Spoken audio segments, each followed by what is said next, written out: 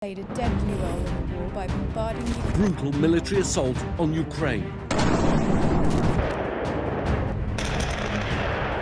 It was predicted and discussed, and now that it's here, it's very hard to fathom.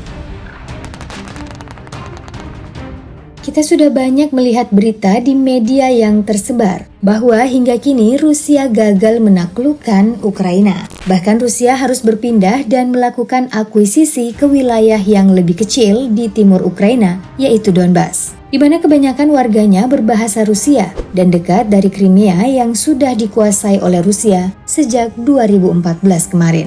Sebaliknya, pertahanan penuh yang dilakukan Ukraina jelas tidak menghabiskan sedikit biaya. Bantuan utama datang dari Amerika Serikat dan juga NATO dengan nilai yang fantastis. Hal ini makin mempertanyakan hasil dari invasi Rusia ke Ukraina. Lalu, apa yang akan terjadi setelah serangan bertubi-tubi Rusia ini? Bagaimana jika Rusia menang? Dan bagaimana pula jika Rusia kalah dan gagal?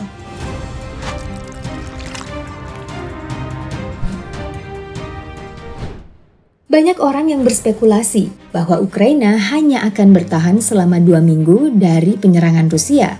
Hal ini didasari oleh data statistik militer kedua negara yang berbeda jauh. Dari situs Global Firepower yang merekap seluruh kekuatan militer dunia, kita bisa melihat perbedaan jauh antara Rusia dan Ukraina. Namun, apa yang terjadi?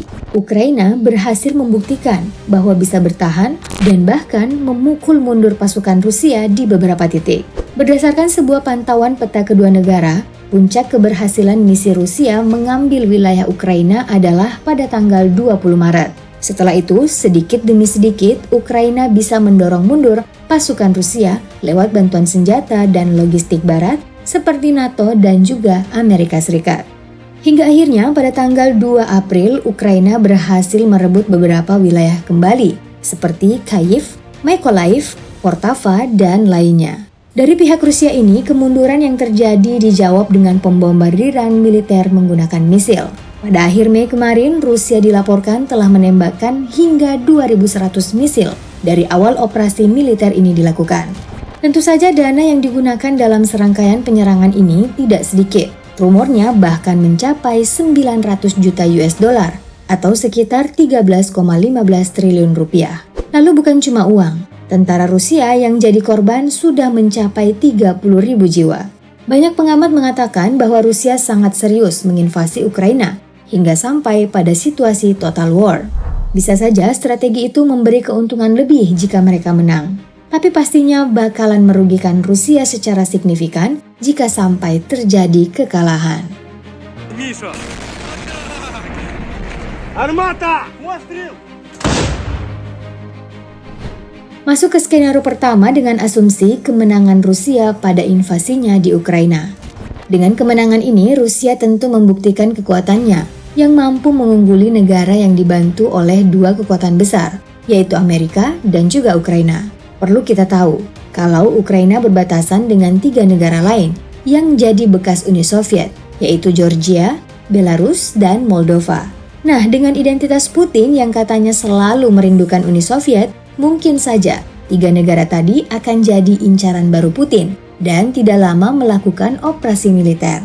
Di sini tentu intensitas dari operasi militer yang dilakukan akan sangat besar, karena Moldova adalah salah satu member resmi dari NATO. Kalau Ukraina yang calon member saja, NATO berani keluar duit triliun rupiah, maka untuk membernya pasti akan lebih gila lagi.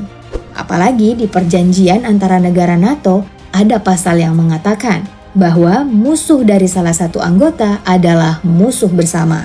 Eskalasi perang yang dilakukan oleh Rusia bahkan bisa berujung pada Perang Dunia Ketiga, jika negara-negara seperti Amerika dan Cina ikut andil. Kita tahu bersama kan kalau Cina sedang mesra-mesranya dengan Rusia. Kemungkinan lain yang terjadi jika membahas operasi militer adalah bisa saja Putin tidak melanjutkan invasi Ukraina ke negara sekitar, tapi malah menjadi kemenangannya sebagai daya tawar baru. Kemenangan Rusia atas Ukraina akan membuat hubungan negara tersebut dengan NATO berada dalam status quo, di mana NATO dan Rusia tidak berkonflik apapun.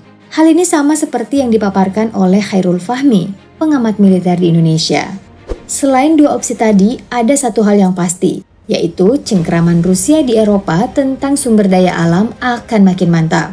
Dikuasainya Ukraina oleh Rusia berarti menguasai daerah penuh sumber daya alam, seperti Luhansk dan Donetsk.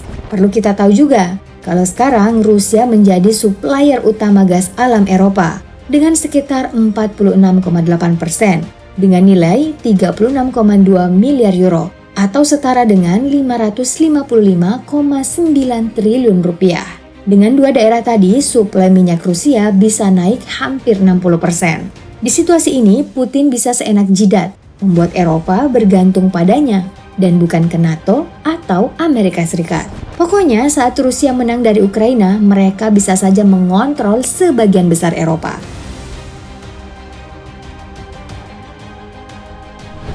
Tapi apa jadinya bila Rusia yang kalah dalam perang ini? Kalah dalam sebuah invasi militer tentu bukan hal yang mudah dan murah. Kerugian yang dialami oleh Rusia akan membuat negara terluas ini terpuruk habis-habisan dari segi pendanaan hingga kekuatan militer. Apalagi dari data yang didapatkan, tentara Rusia yang jatuh memang sudah terhitung sangat banyak. Belum lagi soal alutsista mereka yang hancur dan misil yang mulai menipis karena terus-menerus digunakan. Kekalahan invasi Rusia mengingatkan kita pada sejarah pertempuran Midway yang terjadi di 4-7 Juni 1942.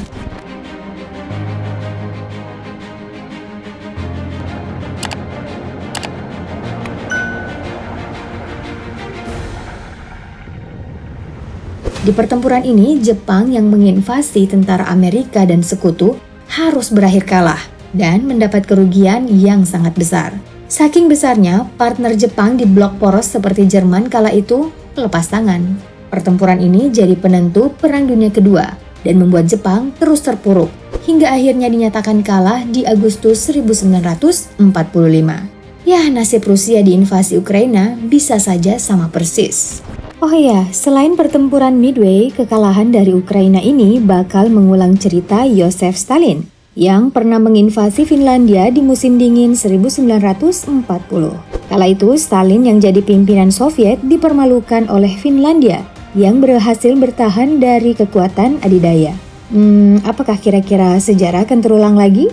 Kalau Rusia betul-betul kalah dan tidak bisa menyusun kekuatan militer kembali, dunia yang kita tempati sekarang hanya akan memiliki dua identitas kekuatan, yaitu Amerika Serikat dan China. Dua negara ini akan jadi juru kunci baru untuk masa depan dunia.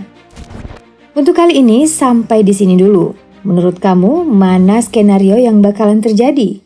Rusia menang atau Rusia yang kalah? Ayo sebutkan di kolom komentar.